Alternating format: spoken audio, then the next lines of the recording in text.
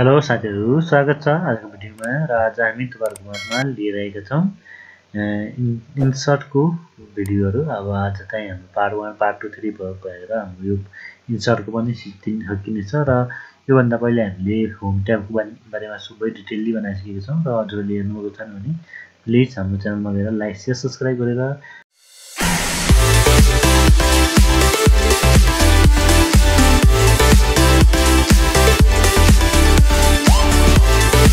हामीसँग जोडिनु होला, सँगसँगै भिडियोहरु पनि हेर्नु होला है त साथीहरु।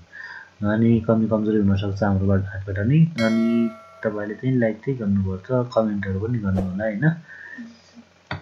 र यसमा चाहिँ अब के गर्नु छ भनेपछि अब इन्सर्टमा गइसकेपछि अब टेबल भन्ने छ अनि एउटा पाइभट टेबल भन्ने छ।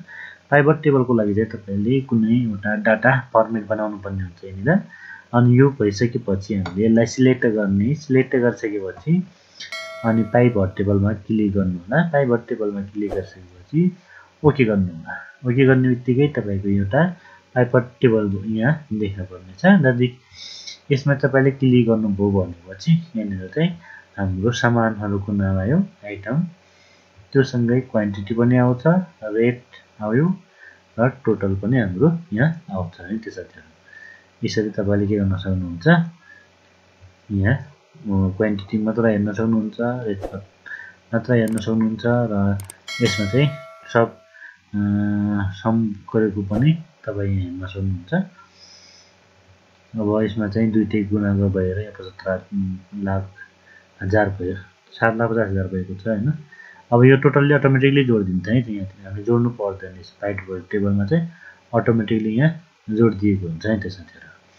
अब यसमा चाहिँ मोभ पाइभट टेबल भनेको छ हैन।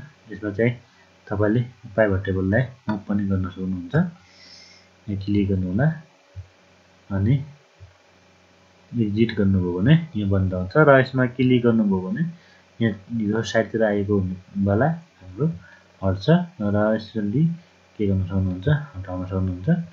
र प्लस बटनहरु माइनस बटनहरु पनि यहाँनिर तपाईले छ भने यहाँनिर हटाउन सक्नुहुन्छ। यसमा क्लिक गर्नु भने फिल्टर हेडर पनि हाम्रो यहाँ हट्छ। जो तपाईको यहाँ तल आएको थियो माथि त्यो चाहिँ यहाँदेखि हट्छ हैन साथीहरु। अनि यो चाहिँ प्लस भएको छैन भने त्यो पनि हट्छ। र यसमा गएर तपाईले के गर्न सक्नुहुन्छ, यसमा चाहिँ पाइहरु कोलमहरु पनि बनाउन सक्नुहुन्छ। यो पाइभट टेबलको सहायताले तपाईले यहाँनिर चाहिँ यसरी कोलमहरु पाइमा देखाउन सक्नुहुन्छ। र यसलाई फेरि अर्कोमा चेन्ज गर्नु छ भनेपछि यहाँ क्लिक गर्नु होला। यहाँनिर चाहिँ अर्को पनि ल्याउन सक्नुहुन्छ, कोलममा पनि ल्याउन सक्नुहुन्छ। ओके गर्नु होला। यहाँनिर चाहिँ हाम्रो आइसकेको छ र सबैभन्दा बढी आइटमहरु यहाँनिर भएकोले तपाईको यो अलि बढी भएको छ, यो चाहिँ अलि कम छ।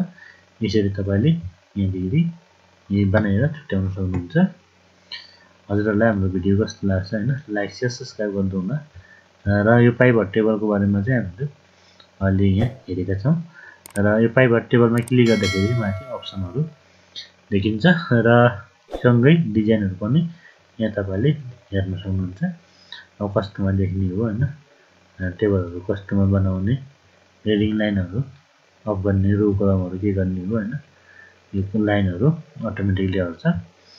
यसलाई अन गर्नुभयो भने तपाईको यहाँनिर लाइनहरु आउँछ, हेर्न सक्नुहुन्छ।